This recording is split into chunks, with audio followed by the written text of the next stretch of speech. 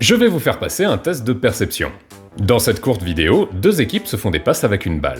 Concentrez-vous sur l'équipe blanche, je vous mets au défi de compter combien ils font de passes. Attention, c'est parti.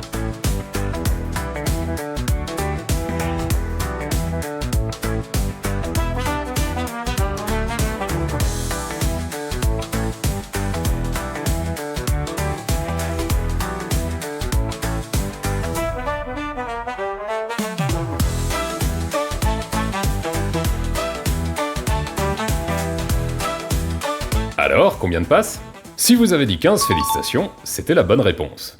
Cependant... Est-ce que vous avez vu le gorille? Si vous savez pas de quoi je parle, voyez vous-même.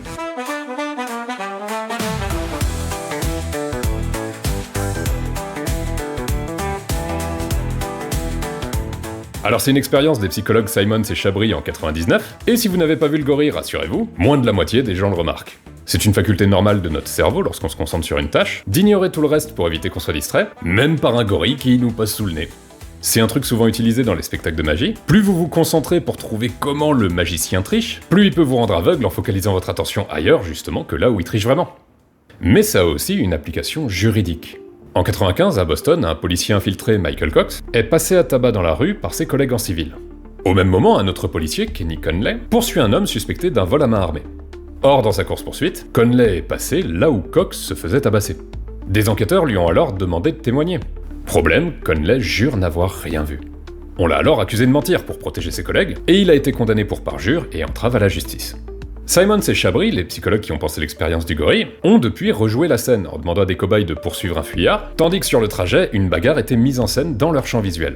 On se bat en arrière-plan, on se bat en arrière-plan. 28% d'entre eux ne la remarquaient pas, et si en plus on donnait pour instruction aux cobayes de compter le nombre de fois que le fuyard touchait sa tête pendant la fuite, pour simuler l'attention que Conley devait porter à un suspect potentiellement armé pendant la course-poursuite, alors ce chiffre pouvait grimper jusqu'à 58%.